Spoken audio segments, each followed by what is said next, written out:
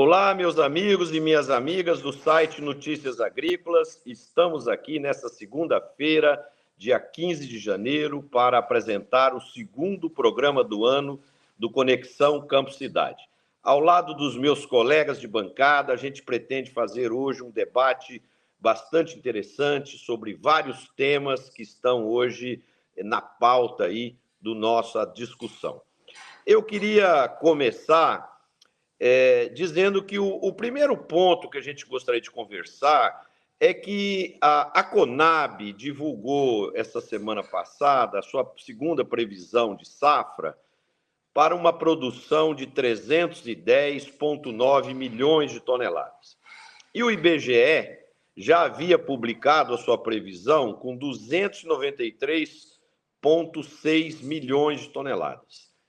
E o que é estranho é que são dois órgãos do governo e com uma divergência aí ao redor de 16, 17 mil milhões de toneladas, que é um número bastante significativo. Então, como resolver essa questão, Roberto? Marcelo, boa tarde a você, a todo mundo que está conosco aqui no nosso Conexão, dessa segunda-feira. Estou vendo aqui o Antônio Luz também, o Antônio da Luz com a gente, acabando de entrar. De fato, esse número tem sido uma coisa complicada, né? Normalmente, Marcelo, a Conab e o IBGE lançam sua previsão de safra muito próximos um do outro. Diferença de 1,5%, não mais do que isso. Ok? Até faz sentido, porque como a metodologia de cálculo é diferente entre os dois institutos, você pode admitir que essa diferença metodológica leve também a uma disparidade de números. Mas agora, como você disse aí, 14, 15 milhões de toneladas é muito grande. Esse é um problema, porque como é que funciona esse negócio aí?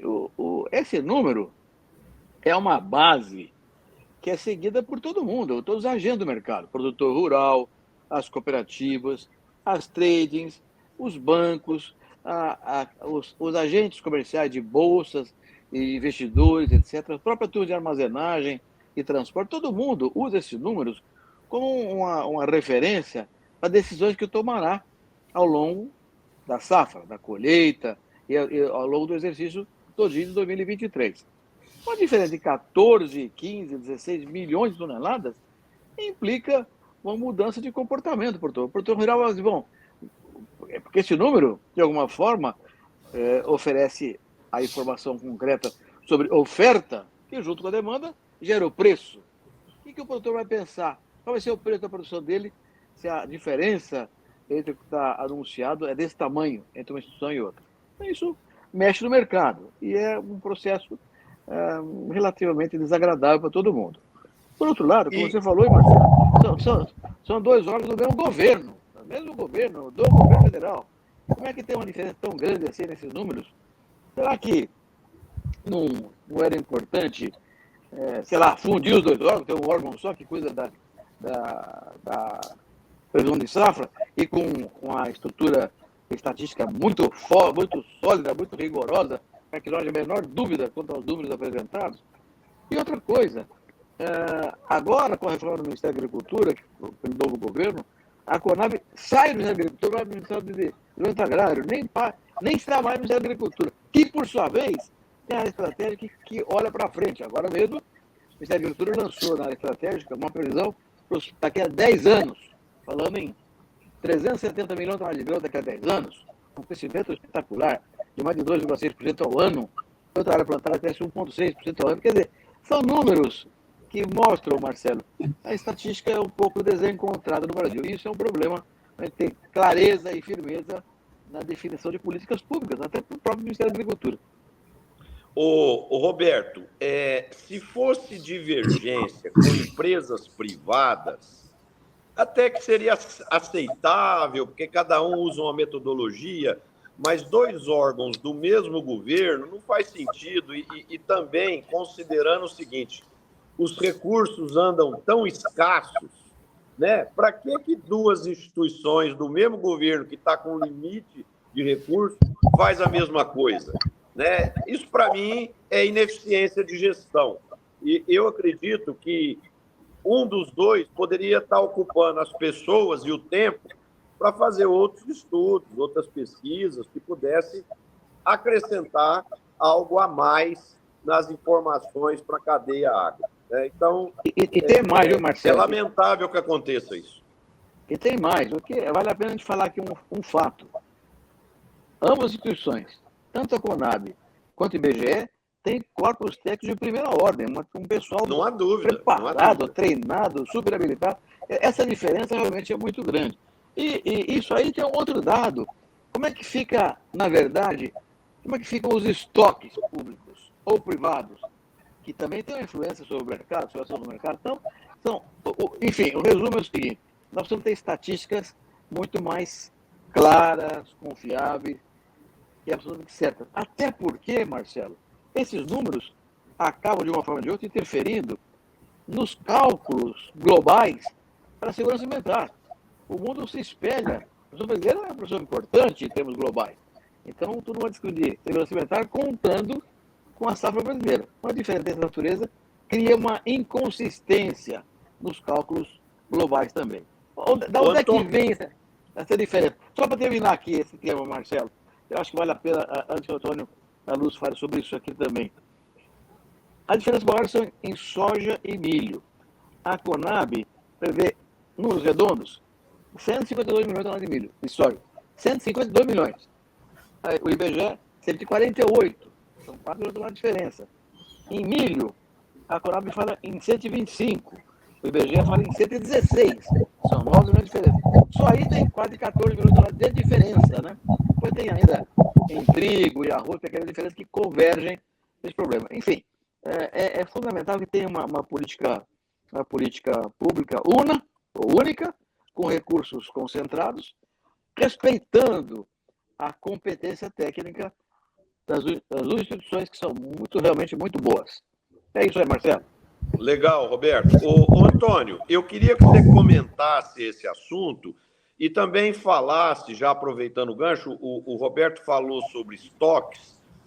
O presidente Lula e o ministro Fávaro comentou que tem interesse de retomar a existência dos estoques reguladores do governo, das principais commodities, né? Então, eu queria que você já comentasse os dois assuntos aí para nós, por favor. Bom, muito boa tarde, Marcelo, ministro Roberto Rodrigues, Marcos Reis, prazer, Marcos, que bom que está aqui com a gente. E uma saudação muito especial a cada um dos nossos telespectadores. Dois temas que por si só dão um programa, né, para temas bastante interessantes de serem debatidos, porque quando a gente os discute, nós estamos discutindo o nosso país, nós estamos discutindo a política agrícola brasileira, então são assuntos da mais alta relevância. Bom, o primeiro é a questão da Conab. Eu quero trazer aqui um entendimento. O IBGE é o Instituto Brasileiro de Geografia e Estatística. A Conab é Companhia Nacional de Abastecimento. Quem é que faz estatística? IBGE. O IBGE? A Conab, ela começou a fazer estatísticas de um tempo para cá. E eu entendo por quê. Porque começou a perder função. A Conab começou a perder função.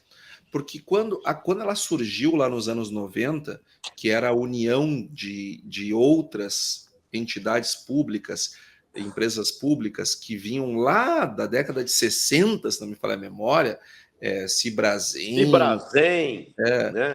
Cobal, aquelas, enfim, são quatro. CFP, que foi a primeira, né, ministro? Ela uniu, mas o que elas faziam? A Cibrazen era para fazer armazenagem, a Cobal era de alimentos, que inclusive tinha como função abrir empórios no Brasil, em locais que não tinha produto para ser oferecido. Então, o Brasil, parece mentira, mas o Brasil tinha graves problemas de abastecimento, graves problemas. Nós éramos esse país maravilhoso, mas nós éramos importadores de alimentos. Em 1997, isto começou a mudar, porque o Brasil passou deixou de ser um país importador para ser um país exportador de alimentos. E um país que é exportador líquido, ou seja, exporta mais do que importa, o problema de abastecimento diminui. Porque quando eu produzo um volume muito maior, eu passo a não ter mais problema de oferta interna. Logo, não tenho mais problema de abastecimento. Então, uma Companhia Nacional de Abastecimento começa a perder um pouco a função. Agora, e aí, então, começou a fazer levantamentos de custos de produção, que sempre fez, até por causa da política de preço mínimo, muito criticáveis os levantamentos de custo, e mais recentemente começaram a fazer levantamentos de safra. A Conab, ela não tem uma estrutura para fazer levantamentos de safra. O IBGE tem uma precária com as colmeias, mas tem. A Conab, ela não tem. Mas, sinceramente, desde que entrou essa gestão da Conab, o Guilherme Ribeiro, o Sérgio Desen e tanto outros nomes que eu tenho maior respeito e admiração, nós vimos uma virada de chave na Conab. A tentativa de transformar a Conab num órgão de inteligência. E eu acho que nós, setor, temos que ter a inteligência de apoiar esse tipo de iniciativa, mesmo que no início as coisas precisem de um tempo para ganharem velocidade de cruzeiro. Não dá para comparar o IBGE, que faz 90 anos que faz levantamento de estatística ou mais, com a Conab, que começou a fazer isso ontem. Quanto às divergências de soja, ministro, quando a Conab trouxe o número de 154 milhões de toneladas, que foi o primeiro número delas, eu fiz uma crítica construtiva no seguinte sentido: gente, olha só, o número não é impossível, mas se dividir esses 154 milhões de toneladas pela área plantada, que a própria Conab está estimando, precisa ter uma produtividade não só recorde, mas muito recorde, para que esse número aconteça. Ou seja, impossível não é, potencial tem, mas é difícil. Então, eu sempre achei o número do IBGE mais próximo da realidade. Embora ele seja mais pessimista, eu prefiro ser surpreendido com mais do que com menos em situações como essa. Talvez Antônio, a verdade seja nos Antônio, dois. só um comentáriozinho aí. Nas minhas andanças aí pelo Brasil, pelas áreas agrícolas e conversando com os agricultores, com as cooperativas, com os distribuidores, a gente percebe que houveram quebras, já houveram atrasos de plantio significativos. Então, por feeling e por essas conversas todas, o número da IBGE é muito mais factível, no meu ponto de vista, do que o número da Conab hoje. Marcelo, eu te diria mais. Não é nem por feeling. Tá? É que um país do tamanho do nosso, ter uma safra que vá tudo bem numa área plantada de 60 milhões de toneladas, de hectares, a safra como um todo, né? Lógico, é muito complicado. Se nós fôssemos um país pequeno, um país europeu, é normal que você tenha uma safra parelha. Mas um país como o nosso é muito difícil ter uma safra tão boa em todos os lugares, como foi 2021, por exemplo. Então, partir do pressuposto que nós teremos problemas em alguns lugares é partir de um pressuposto de normalidade, do ponto de vista estatístico, porque é aquilo que mais se repete. Então, só que eu estou achando o número do IBGE também muito baixo.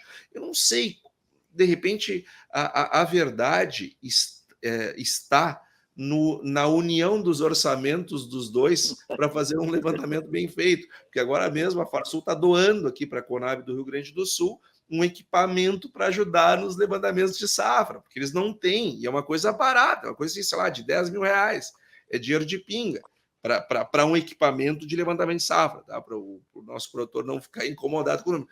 Para a importância que ele tem, é dinheiro de pinga. Para a quantidade de recursos que gera a partir da informação, é dinheiro de pinga. E a Conab não tem. Então, me parece que a Conab ela tem muita inteligência, ela tem muito boa vontade, ela quer fazer, ela quer acertar, mas sem dinheiro é muito difícil. sem estrutura, sem técnicos no campo, sem medições, mesmo que randomizadas, ninguém vai medir a área inteira, mas com bons satélites monitorando por cima e com amostras randomizadas embaixo, se consegue, e com equipamentos para fazer essa mensuração, se consegue excelentes resultados. Mas me parece que a Conab ainda não está com essa estrutura. E o próximo assunto eu falo na próxima intervenção, Marcelo. Segura aí. Vamos ouvir o Marcos agora. Marcos, qual a sua Marcelo, visão? Foi não. Marcelo, eu vou pedir falar uma coisa. Antes do Marcos falar, como eu sou velhinho já, eu queria contar um pouquinho de história aqui sobre o assunto, porque o Marcos é muito relevante para ele dizer os comentários dele, mas eu queria fazer um pouco de história, inclusive para o Marcos se colocar. Tá. Em 1988, Marcelo, 88, eu era presidente da OCB e quis filiar à OCB, a Aliança Mundial de Cooperativas, num congresso que houve na Suécia, em Estocolmo, na Suécia, em julho de 88. Eu fui para lá para levar a ideia de filiação da OCB à área internacional e assistia na televisão, lá em Estocolmo, a previsão de safra dos Estados Unidos. E havia uma seca muito grande nos Estados Unidos, e cada dia que passava, mostrava no mapa dos Estados Unidos uma área com mais vermelho ou menos vermelho, são do estrago que a seca já tinha feito. E eu fiquei impressionadíssimo, porque estava em julho, então estava em andamento a safra norte-americana, e nós aqui tínhamos um levantamento feito naquele tempo pela CFP, e que mostrava dados muito atrasados. 6 meses depois que acabava a colheita, que a gente sabia o tamanho da safra. Então, eu fiquei impressionadíssimo com aquele negócio e voltei ao Brasil, conversando com o pessoal da CFP na época. Gente maravilhosa, Mauro Lopes de Freitas, Inês Lopes, Amilcar Gramacho, uma turma especialíssima que veio da CFP, que era, como falou-se muito bem agora, que era a inteligência do Ministério da Agricultura, formular a política agrícola para trabalhar nessa temática aí. Muito bem. 2 anos depois, o Plano Collor extinguiu a CFP, a Cobal e a Cibrasim e criou a Conab, que inicialmente chamava CNA, inclusive. Só que mudou de nome porque houve uma confusão com a nossa Confederação da Agricultura, aí mudaram para a Conab. E aí, mais tarde, quando eu virei ministro da Agricultura, em 2003, levei para a Conab um cara brilhante, que é o Luiz Carlos Guedes Pinto, que depois foi meu secretário executivo, me substituiu no Ministério mais tarde também. O Guedes conhecia muito bem essa área de abastecimento, que ele tinha diretor do CEAGESP aqui em São Paulo. Eu pedi, Guedes, vamos fazer um negócio, tem que ter equipamento para fazer a previsão de safra up to date, como faz no mundo inteiro. O que adianta saber a safra do tamanho que foi 6 meses depois que ela foi comercializada? O produtor rural não ganha nada com isso, ele tem a desinformação. Então, eu só queria colocar essa temática para mostrar que não é uma coisa de hoje. Há muitos anos, há mais de 25 anos, esse tema persiste como uma preocupação. Desculpa, Marco, agora eu vou pedir para você falar. Queria só contar um pouco de história para deixar as coisas no tempo e no espaço. Adoramos te ouvir. E estamos aqui todos juntos, somos um time só, né, Marcelo? Aproveito para cumprimentar a todos, ministro Roberto, grande Antônio, que bela explicação, Antônio, quanto conhecimento aí que você colocou. Hoje realmente está com que a história, o Roberto, né? Nós não podemos, a minha mãe é professora de história, nós temos que usar a história para pensar o futuro. Então, não dá para deixar a história de lado. Nossa história são dados, nós temos que aprender com ela, é muito importante. Vamos lá, Marcelão. Ô Marcos, a respeito aí dessas divergências dos 2 institutos e ambos serem do governo, qual que é a sua visão? Imagina você como cidadão ou como empresário, você está lendo o jornal, uma fala que é 293 milhões, a outra fala que é 310. Como que você, como cidadão, se sente? Marcelo, olha, eu me sinto órfão como cidadão. Eu me sinto órfão. Olha, agora, conhecendo um pouco mais do agronegócio, eu vou te dizer que eu sinto sabe, assim,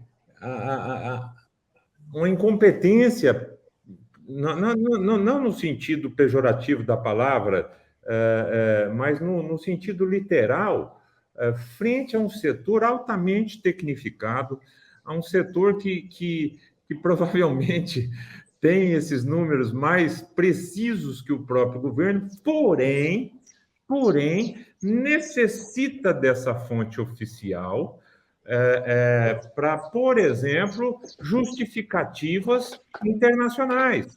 Nós temos empresas, bancos, instituições multinacionais no Brasil ligadas ao agro que esperam a fonte oficial. Tá bom, o meu funcionário, um asiático, altamente desconfiado.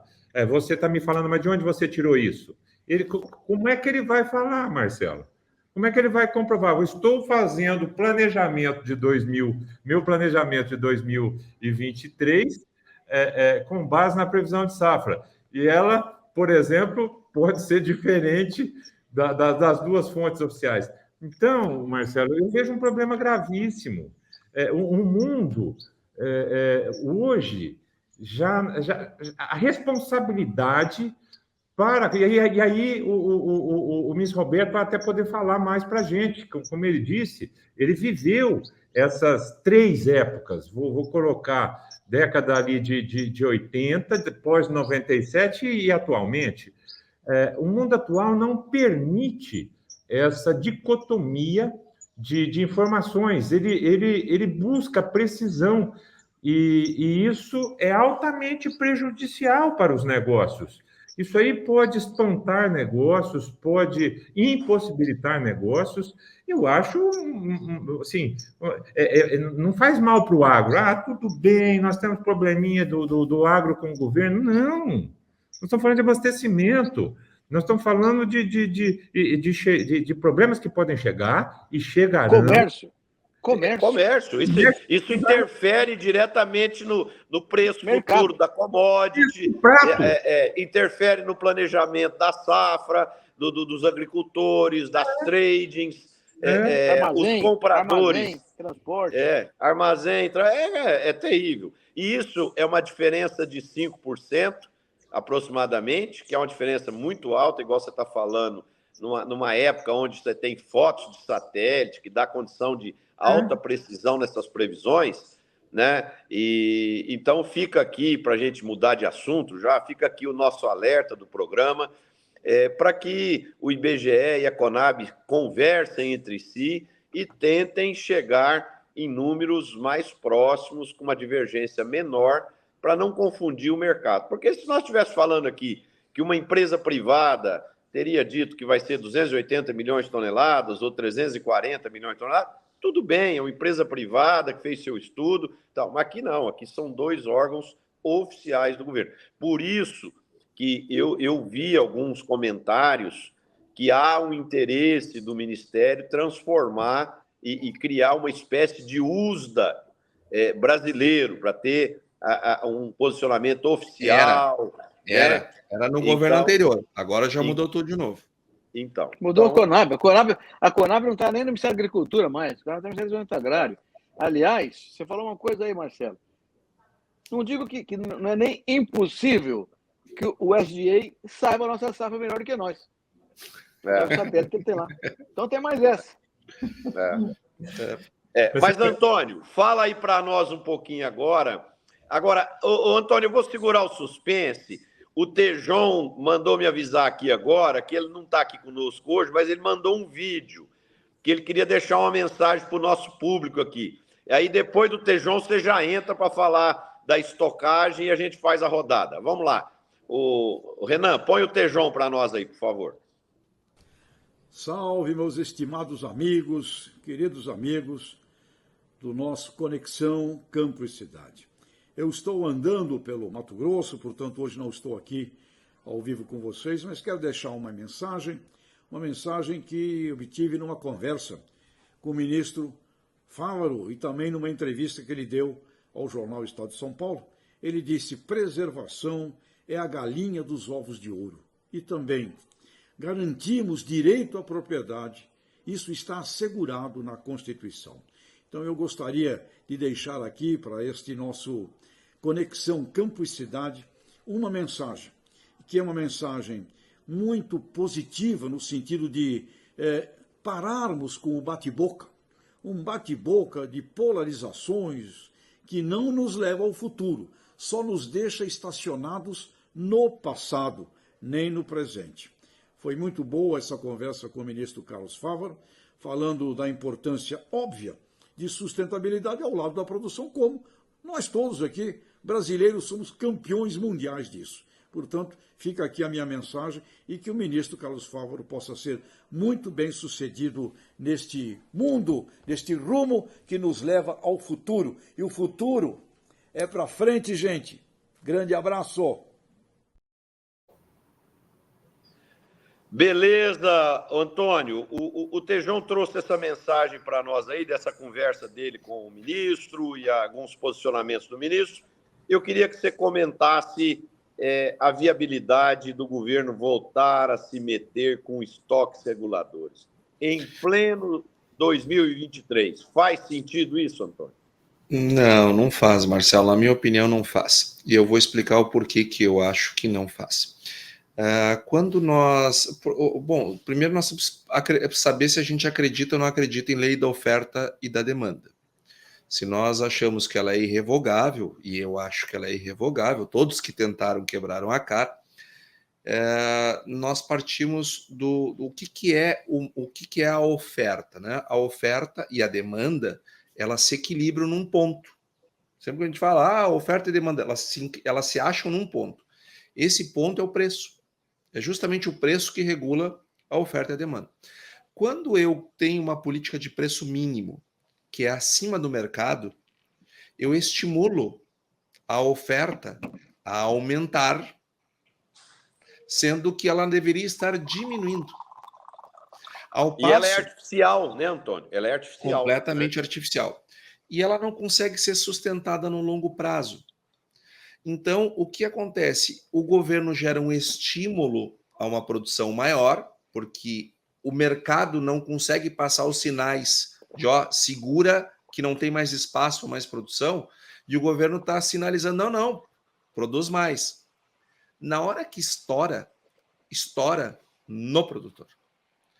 O segundo ponto que não me agrada de política... Só um detalhe, estoura no produtor, estoura no caixa do governo, que está carregando um estoque artificial, e depois estoura no bolso do contribuinte. Não, então, melhor. Em algum momento vai pagar a conta, né?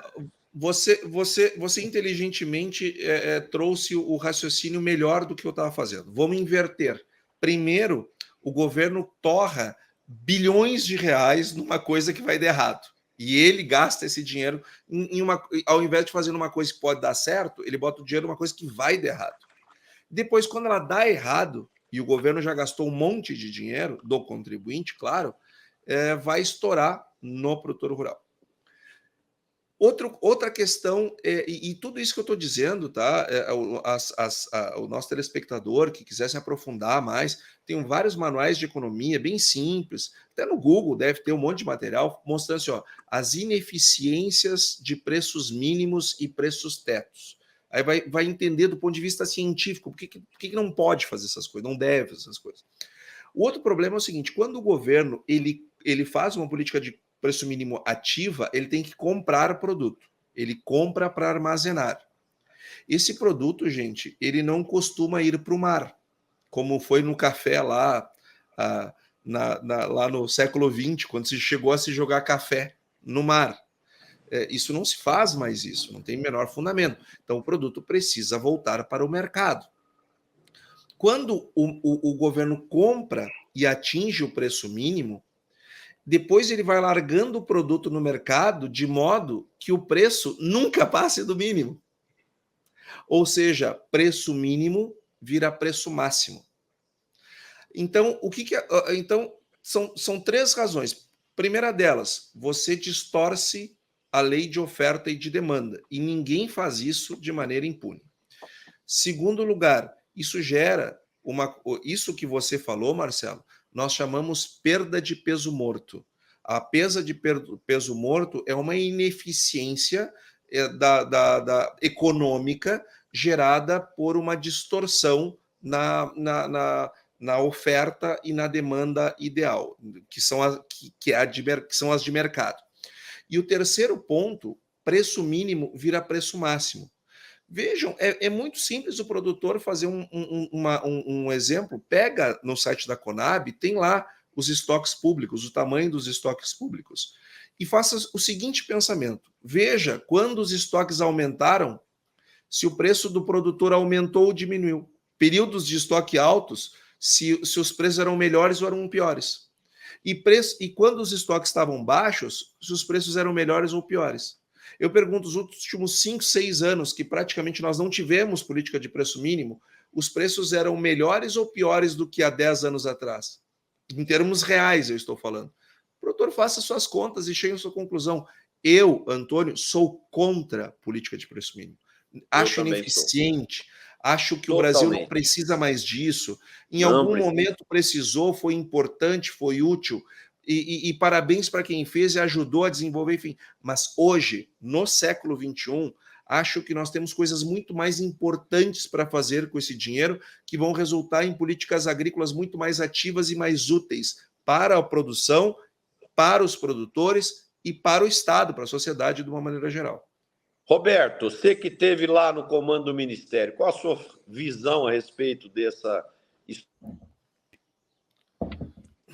Ô Marcelo, antes de responder a tua pergunta, eu vou dizer assim, eu quero fazer aqui uma ressalva importante. Eu conheço muito bem a equipe técnica da Conab. Admiro e respeito aquela equipe. Então, eu quero deixar aqui uma referência à minha gratidão a essa equipe pelo que eles fazem pelo Brasil. Sobre estoques, eu concordo inteiramente com o Antônio da Luz. Eu sou contra estoques públicos. Por quê? Eles afetam o mercado. Se o mercado sabe que tem estoque do governo, o governo não sabe administrar os estoques direito, acaba perdendo a qualidade, etc. Mas se o mercado sabe que o governo tem estoque, ele não vai comprar, vai esperar a hora que a água chegar no pescoço, vai lá e compra barato do governo. Então, atrapalha o mercado e, como foi colocado aqui pelo Antônio, perturba o produtor rural em primeira instância. No entanto, eu admito a ideia de estoques privados. A empresa que vai precisar moer milho ao longo do ano inteiro vai precisar comprar milho para ter garantia de matéria-prima. Então, a minha ideia, sempre defendi isso, Marcelo, é que os estoques sejam privados financiados pelo governo, mas não estoques do governo. O governo pode financiar os estoques para o seu privado ter. Cooperativas, indústria de transformação, devem ter os seus estoques, porém, tem propriedade deles e não propriedade do governo. Perfeito. Aí está financiando a demanda e não construindo a demanda, não mudando os equilíbrios de oferta e demanda. Está financiando. E o risco, e ao financiar o estoque privado, o risco do ganho de preço ou perda de preço continua na mão da iniciativa. Porque, normalmente, os governos são muito competentes, né? Então, é melhor que esse risco fique privado. Ô, Marcos, nós estamos comentando aqui uma série de comentários e ações que o novo governo está se propondo a fazer. E uma delas, aí, do ministro da Agricultura, foi que, entre aspas, para os agricultores ficarem tranquilos, que a iniciativa privada, conforme a Constituição, será preservada, né? E isso era uma grande preocupação do setor. Você que é um advogado muito respeitado aí no mercado do agro, como que você vê esse risco e como que você vê a Constituição brasileira protege totalmente os agricultores, pode se sentir seguro, baseados nesse manifesto do nosso ministro e também a base da Constituição protege realmente o nosso proprietário de terras? Bom, Marcelo, vamos dividir, porque essa tua pergunta é polêmica, hein? Essa tua pergunta, eu vou só começar. Eu vou começar e ela vai, tá? Então, eu vou dar algumas bases técnicas e vou passar a bola e depois vocês me devolvem, assim vai. Que bom que o ministro Carlos Fávaro falou que a propriedade privada é direito constitucional assegurado a todo produtor rural. Ótimo, ele não precisava nem ter falado que isso está escrito, Marcelo. Agora vamos para a prática. Vamos para a prática.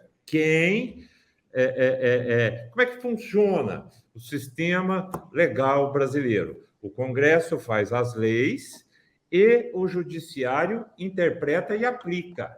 Interpreta e aplica. Simples assim, né? O Carlos Fávaro, ele pode ajudar a fazer política, ajudar lá, mas ele não tem capacidade técnica, olha, sequer para fazer muita pressão. Esse problema está nas mãos do Judiciário. E o que eu tenho é uma decisão do ministro Barroso, isso é real, e é a última instância, e é quem manda nesse assunto. Falou de esse problema legal, Marcelo. Onde tem conflito, a justiça tem que entrar para resolver. Se alguém invade uma propriedade, alguém invade o teu apartamento, alguém invade o teu carro, alguém invade qualquer coisa, eu forço, contrariamente, preciso do poder de polícia e da discussão judicial, porque eu não posso usar a força. A Constituição, do mesmo jeito que fala que a propriedade é assim, ela fala assim, olha, existe a legítima defesa da posse, né? Porém, com ressalvas, você precisa ver assim, tem que ver quanto tempo, tem que ter violência, você vai poder usar a força na dose certa, não pode passar, se passar da dose, você é que vira o criminoso. É mais ou menos assim que funciona. Aí, vamos voltar ao nosso tema aqui, então. Há uma invasão de uma propriedade. Quando o ministro Barroso fala, eu aconselho aos tribunais estaduais a comporem e criarem uma espécie, como é que ele usou a palavra mesmo? Comissões, gabinetes de conciliação, né? Ele está mandando um recado. Ele está mandando um recado para a Justiça Estadual, que é onde começa tudo. Começa no juiz de primeira instância, passa pelo Tribunal de Justiça daquele estado, e dali para frente vai parar no STF, no STJ, em última instância no STF. Ele está mandando um recado. Ele está dizendo assim, quando chegar aqui, eu tenho uma tendência a equilibrar as forças. Esse é um recado que o ministro Barroso, e automaticamente em nome do STF, mandou para os debates agrários com relação às invasões e leia-se, intenções do MST, que participou, inclusive, muito ativamente da campanha do atual governo. Não estou dizendo que isso significa que eles vão invadir, mas participou, né, da campanha. É um órgão conhecido por todos, não estamos falando nada demais aqui. Aí, Marcelo, para passar a bola, eu te digo o seguinte, tá? Eu vou passar a bola bem apimentada, assim, bem esfogueada, né? Que já existe, isso aí não é novidade, isso não foi ele que inventou. Eu vou te dizer pelo nosso glorioso estado de Minas Gerais. O governador Pimentel, ele criou uma lei, e essa lei disse o seguinte, quando houver mandados de reintegração de posse, tá? Antes de cumprida essa reintegração, deverão as partes passar por eu não lembro agora o termo da lei, mas por essa comissão de conciliação.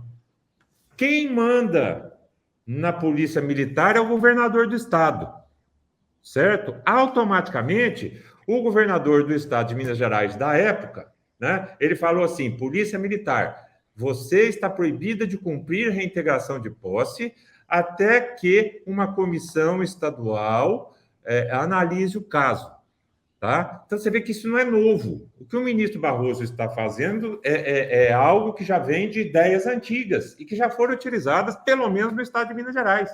Não estou falando do Maranhão, Marcelo. Eu não estou falando do Maranhão. Eu não estou falando de um estado do Nordeste. Estou falando do estado de Minas Gerais. Claro que o Zema entrou e corrigiu isso. Porém, Marcelo, você vê que o buraco é mais embaixo, aí eu vou botar fogo nessa bola e vou lançar para o peito de vocês. O que eu tenho ouvido falar e de pessoas que chegam, produtores rurais que chegam para me consultar? Nós não confiamos na justiça que deverá ser feita do jeito que estão falando que será. Se necessário for, nós vamos substituir o Estado e usar de força própria. E aí a coisa complica. E aí eu devolvo a bola agora para o Marcelo, para o Roberto e para o Antônio, porque o bicho pega agora, hein? Não, eu começar. O que você falou aí, o nosso ministro da Agricultura é uma pessoa do setor, uma pessoa nada, que o que ele disse é o que todo líder deveria dizer, né? O que você está dizendo é que, apesar dele, membro do governo, dizer isso, essa decisão, esse processo passa por procedimentos da justiça, que é um outro poder, que não é na área executiva, e é na área judiciária, e passa pelos governadores que comandam as polícias em relação à reintegração de posse, coisa desse tipo. Quer dizer, então, apesar da Constituição dar ao empresário rural essa segurança, o que você quis dizer para nós é que, na prática, a história não é bem assim. Então, fica aqui um desafio para os nossos deputados que possam, porque também a gente tem o hábito de culpar sempre o judiciário. Só que muitas leis nossas não estão tão claras, né? Então, eu acho que fica um desafio para os nossos deputados e senadores revisar essas questões aí da legislação e deixar com que a lei seja clara, porque aí o Poder Executivo e o Poder Judiciário vão ter que seguir efetivamente o que está na Constituição. Não sei se você concorda, Roberto. Marcelo, mais ou menos, viu? Eu tenho acompanhado essa posição do ministro Barroso, que não é, como falou muito bem o Marcos, não é uma coisa nova. Num governo anterior do PT, não me lembro se foi no segundo governo do Lula ou no governo da Dilma Rousseff, houve uma tentativa na mesma direção. A ideia de provocar uma comissão de judicialização do processo. Eu, na época, escrevi até um artigo sobre isso, e disse, escuta, o centro é dono de uma fazenda, dono de uma casa, dono de qualquer coisa, um imóvel qualquer, com escritura pública, lavrada, passada, registrada, e secular, resolvido. Alguém vai lá e invade a propriedade dele, a casa dele ou a fazenda dele, e vai discutir se está certo ou errado? Não tem que discutir. O direito de propriedade foi afetado duramente. Eu acho que não tem que discutir. Então, me lembro que escrevi um artigo na época sobre isso e o assunto desapareceu. Agora voltou pela mão do ministro Barroso e com um aval do STF. Eu imagino o seguinte, se acontecer o seguinte, o sujeito a filha dele está namorando um rapaz e no cinema vem um assassino e mata a filha e mata o namorado dela. Vai discutir com o assassino se ele é culpado ou não? Vai criar uma comissão para avaliar se ele é culpado ou não? É um negócio indiscutível. Ou o direito de propriedade existe e é respeitado, ou ele ficou numa situação muito, muito fora da lógica. Se a Constituição brasileira estabelece a propriedade é inatacável e acabou. Então, eu acho que essa decisão do ministro Barroso, que nasceu por causa da reclamação do PSOL durante a pandemia. Durante a pandemia surgiu uma demanda do PSOL, do Supremo, pedindo para não mandar ninguém para fora das invasões por causa da pandemia, por causa de problemas econômicos, sociais. Então, valeu naquele período. Agora o ministro Barroso está colocando a coisa para frente, para sempre. Então, eu não acho que seja uma coisa discutível, Marcelo. Eu acho que ou não tem relatividade ou tem propriedade. Ou é líquido e certo, ou não é líquido e certo. E eu acho que líquido e propriedade é líquido e certo pela Constituição brasileira. Não, eu penso como você, mas o que o Marcos está dizendo, o que ele está vendo na prática como advogado, a justiça e os governadores, dependendo do Estado, procede de forma diferente. Quer dizer, então. Eu entendo. Eu entendo que não está claro. Não está claro em alguma linha ou em alguma conduta de alguém aí que não está bem intencionado. Né? Marcelo, deixa eu dar uma ajuda. Nós estamos aqui no Conexão Campo Cidade. Depois eu quero pisar nessa casca de banana. Claro, vai ter oportunidade. Pode até aumentar o fogo. Vamos jogar mais álcool aí, né? Que ela é boa. Para passar a bola para o Antônio, Marcelo, eu queria te dizer o seguinte... apesar de haver um direcionamento do ministro Barroso, ele usou a palavra aconselhar, ele não determinou. Se ele aconselhou, ele jogou no ar. E aí sim, a pressão do legislativo sobre os governadores e sobre também os tribunais estaduais, principalmente a pressão dentro de cada um dos seus estados, onde nós falamos, por exemplo, do Mato Grosso, nós falamos de estados altamente produtivos, a pressão tem que ser muito grande para falar, olha, ele aconselhou, mas eu acho que aqui não é cabível. Tudo bem, mas nós precisamos fazer a coisa acontecer de maneira diferente. Dá sim. A palavra aconselhar me leva à conclusão de que a sociedade agro tem que se organizar para fazer um contraponto a isso, tá? Vai, Antônio, se o Marcelo permitir. Bom, eu vou dizer o seguinte para vocês. Eu tenho observado, não sou advogado, não sou operador do direito, então vocês me perdoem a minha ignorância, mas todos nós, nenhum de nós podemos alegar ignorância de leis em nosso favor, né? Então, o mínimo a gente tem que entender. Eu tenho observado com preocupação, em diversos segmentos da sociedade, não só o agro, essa postura, Marcos, que você trouxe lá no início de pessoas dizendo o seguinte: mas se não for assim, então eu vou defender na força eu. Ou seja, nós temos percebido movimentos no sentido, eu não vou cumprir ordem judicial. Isto é muito perigoso. E na minha ignorância, eu tenho observado que na primeira instância as coisas são interpretadas do modo correto. Porque, Marcelo, se o legislador passar por comissão, isso aqui, depois de 200 anos, conseguir aprovar uma mudança da lei e disser assim, ó, a lei só diz o seguinte, não pode invadir, pronto. Só isso diz a lei. Não pode invadir e pronto. Ponto final. Quem quiser achar uma justificativa para não cumprir essa lei, baseado num outro código, numa normativa do não sei o quê, num aconselhamento de não sei quem, faz. Então, não é só o legislador. Existe um ser humano para interpretar. E nós temos observado que as interpretações em primeira instância, via de regra, mesmo que você conteste, que você não concorde na plenitude, você enxerga uma lógica jurídica ali. Você enxerga. Aí o negócio sobe para a segunda instância e você enxerga uma lógica. Você pode até perder o processo. Você não entendeu tal coisa. Bom, ele tinha que entender uma das coisas, entendeu uma que não me serviu, mas eu entendi a lógica do julgador.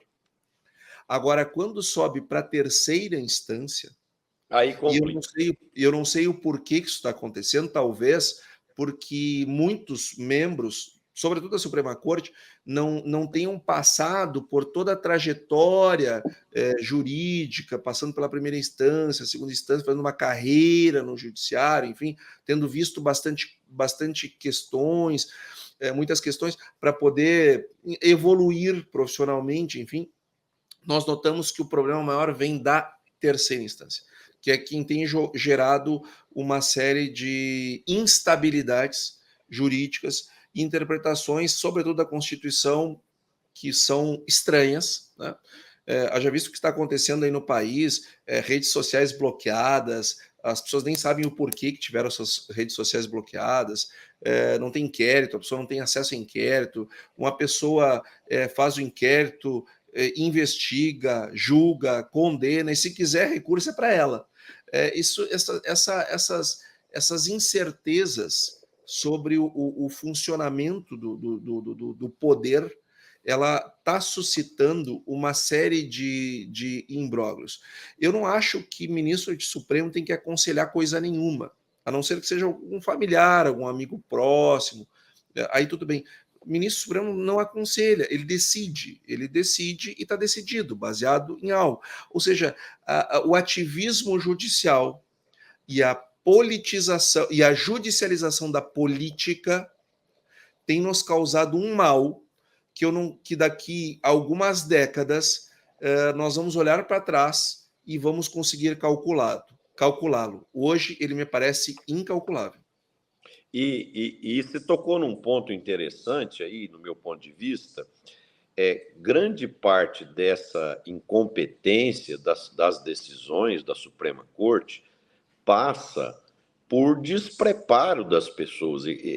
Eu acho que o processo de nomeação no Brasil está errado. Não deveria ser o presidente da República que escolhe alguém da sua confiança e põe lá, né? Deveria ter uma série de critérios de competência, ele teria que ter X anos como juiz, como desembargador e tal, e à medida que viessem as vagas, que fossem escolhidos, ou houvesse um processo de seleção onde fossem escolhidos os mais competentes, independente de qual viés político, histórico e etc., né?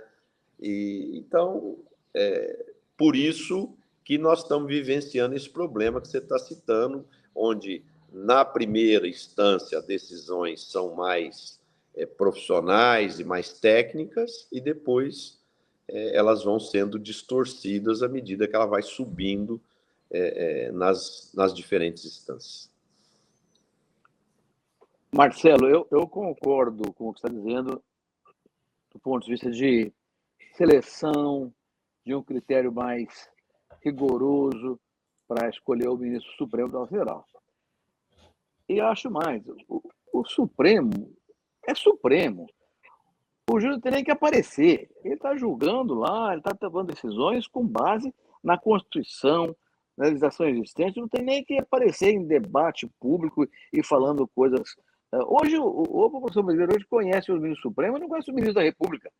Conhece mais do que a seleção brasileira, Roberto. Mais do que a seleção brasileira. Então, alguma coisa está errada nisso, porque esse juiz Supremo é uma autoridade máxima do país. Tem que estar quase que anônimo, tomando decisões lá. Então, essa seleção que você refere é relevante, mas há um critério por trás disso que me parece fundamental. Não pode haver, o Antônio tocou nisso aí com muita clareza, não pode haver judicialização da política ou politização da justiça. Não pode haver ideologia dos processos de julgamento. O juiz tem que ser um supremo. Ele é o juiz mesmo. Então, o que ele disser tem que ser uma coisa acatada por todo mundo, e não como esse processo que nós estamos citando aqui agora, que é controverso. Como é que você pode dizer que o centro foi invadido? Vamos discutir se pode tirar o cara de lá ou não. Que é isso? Então, acho que não tem uma questão de obviedade jurídica na linha do que o Antônio colocou. Concordo com você, Marcelo. Tem que ter um processo de escolha que não seja feito por gosto pessoal do presidente ou de alguém do governo, mas assim, com uma forma acima de qualquer suspeita. Os Estados Unidos da América é hoje a maior economia do mundo, e um dos motivos que ajuda esse país ser altamente eficiente e competitivo é uma justiça ágil e eficiente e teoricamente, bem justa, né? E sóbria. Funciona para todos e as decisões são rápidas. Ali pode ser rico, pode ser pobre, pode ser famoso, fez coisa errada, vai para a cadeia e não tem ninguém que tira, não. Vai lá e apodrece na cadeia, né? Então, é muito importante que o Brasil, a curto e médio prazo, possa resolver essas, porque isso está prejudicando o econômico do nosso país. Certo?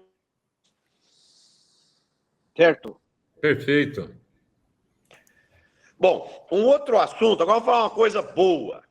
O ministro da Agricultura declarou que eles conseguiram, na revisão do orçamento, aí, dobrar a verba da Embrapa de 150 milhões de reais para 300 milhões.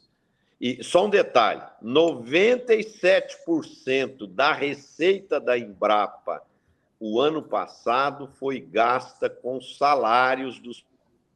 Quer dizer, então sobrou só 3% para comprar computador, comprar drone, comprar inteligência, comprar qualquer coisa que pudesse melhorar a qualidade das pesquisas e do trabalho dos pesquisadores. Então, ao dobrar essa verba para 300 milhões, o nosso ministro aí está de parabéns, muito bom. E ele ainda falou que vai tentar conseguir dos deputados emendas adicionais que podem ampliar em mais 200 milhões e chegar a um orçamento de 500 milhões para a Embrapa. Então, isso... 500 isso... milhões para quê? Para investimento? Não, 500 milhões para ela não pode viver, ser. pagar pesquisador, investir. Não. Ela custa bem mais do que isso. Eu até estou vendo aqui no portal da Transparência, mas ela custa bem mais do que isso. Foi o número que estava na imprensa. Deve ser para investimentos, deve ser para pesquisa direto. Para investimento em pesquisa. É para pesquisa, Antônio, é para pesquisa. Provavelmente. Porque... Se for, é uma excelente notícia mesmo, Marcelo, porque é lamentável uma entidade, uma empresa maravilhosa, que tem um serviço prestado incrível para o país, não ter recursos para fazer pesquisa é ter uma Ferrari e não ter dinheiro para pagar a gasolina e o IPVA dela, né? Não pode andar com ela na rua. Bom, gente, passou muito rápido, né? Vocês não acharam? Pô, ficou até para trás, né, Marcelo? Tinha mais assunto para hoje aí. Quando vem de vez em quando uns assuntos mais apimentados, assim, o tempo voa e olhei no relógio aqui, o programa está acabando, né? O nosso compromisso com os internautas aqui é de 1 hora de programa. A gente espera que quem está nos assistindo e quem irá nos assistir depois nas nossas plataformas tenha gostado do programa. Quem gostou, bota um like aqui, compartilhe com seus amigos, com seus familiares, para o nosso programa cumprir o objetivo aí de esclarecer, levar informação, levar conteúdo e poder juntar cada vez mais o público urbano e o público rural com o propósito da evolução do agro e do nosso país como um todo. Eu queria fazer a rodada final aí, começando com você, diretamente do Rio Grande do Sul aí, Antônio. Sua mensagem final aí para essa semana. Eu quero agradecer, Marcelo, a você, ao Roberto, ao Marcos Reis, pela oportunidade de estar aqui com vocês nessa segunda-feira. Agradecer muito a nossa audiência, bastante qualificada e com muitos comentários aqui. Desejar a todos uma excelente semana e que tenhamos todos muita luz e prosperidade e, sobretudo, saúde nessa semana que inicia. Roberto. Oi, Marcelo. Bom, eu me associo ao Antônio na gratidão a todo mundo, com uma ênfase especial aqui. Eu estava acompanhando aqui agora no chat os comentários dos nossos internautas. E eu vou dizer para você, é praticamente unânime, os internautas são a favor do direito de propriedade e que o STF não se meta em interpretar errado a direito de propriedade. É direito de propriedade, está decidido, não tem mais o que discutir. Então, os internautas foram bastante vigorosos hoje na nossa discussão aqui, e ficaram numa posição bastante legalista. O que é lei, o que é Constituição, é Constituição. Tem que ser cumprida, né? Não tem que inventar interpretação em conselho para interpretar coisa nenhuma. A propriedade tem que ser preservada e respeitada. Dito isso, eu queria também agradecer aqui a presença do Marcos, que foi muito útil para a gente, né, acender esse farol legalista com mais clareza que nós todos aqui, nenhum de nós. Aqui é agrônomo, economista, eu sou agrônomo, Marcelo é agrônomo, o Antônio é economista, entende muito mais do que nós de economia, mas nenhum de nós tem nada de direito, viu, Marcos? Então foi muito bom você aparecer aqui e nos dar com a sua luz. Muito obrigado a todo mundo e até segunda-feira que vem, se Deus quiser. Obrigado, Roberto. Marcos, você que trouxe luz e abriu um viés aqui de uma polêmica aqui, o que você quer deixar de recado final aí, Marcos? Bom, primeiro eu queria agradecer aos três, ao Marcelo, ao Antônio, ao Roberto. Não é a primeira vez que participo com vocês, mas é muito gostoso, é muito prazeroso para mim estar em salas de reunião com vocês. Vocês são todos muito inteligentes, vocês são baluartes do conhecimento agronômico, do agronegócio como um todo. Os faróis são vocês. Muito obrigado pela oportunidade. Eu queria fechar, Marcelo, deixando uma mensagem positiva. Já não sou mais tão jovem quanto meu filho e já atravessei crises e venho de uma família de agricultores e digo que o agronegócio brasileiro sempre atravessou crises. E eu fiquei muito angustiado nos últimos dias com relação a todas essas turbulências pelos quais o nosso país está passando, e volta e meia envolvendo o agronegócio nessas incertezas e turbulências. Eu gostaria de deixar uma mensagem positiva. Agro, você sempre resistiu, você não para. Agro, você continua e nós continuaremos junto com você. Não tem jeito, o agro não para e nós vamos sair lá na frente. É isso que eu queria dizer, Marcelo. Legal, Marcos. Obrigado. Eu queria deixar uma mensagem. Eu gosto muito de aprender dos outros. É mais barato do que o erro da gente. E eu estou vendo esse drama aí que aconteceu com as lojas americanas, com esse rombo aí de 20 bilhões nos seus balanços. E eu queria compartilhar com os empresários rurais que estão aqui nos assistindo um aprendizado. Às vezes, o empresário se preocupa muito com a produção e não cuida da contabilidade, não cuida do financeiro, não cuida dos controles. E isso é muito importante. Nós temos que tomar conta do nosso negócio, acompanhar de perto, verificar os relatórios gerenciais, porque rombos desse tamanho aconteceram com os da loja americana, 3 bilionários, Jorge Paulo, Marcel Teles e Sicupira, que são tidos como sumidade de gestão, de tudo, e tomaram debaixo das pernas. Então, como eles tomaram isso, de nós pode tomar. Então, vamos ter muita atenção com os controles, com os relatórios, com o caixa, com o orçamento, para que ninguém de nós do agro possa sofrer a dor que eles estão passando. Isso é terrível na vida de uma organização, é terrível para os credores, é terrível para os funcionários, é terrível para os clientes. Ninguém ganha com isso, né? Mas houve uma grande ineficiência de gestão e de controles que levou a essa situação crítica que essa empresa tradicional do Brasil está passando. Então, vamos ter atenção com isso para que ninguém do agro possa passar por uma situação triste e desagradável como essa.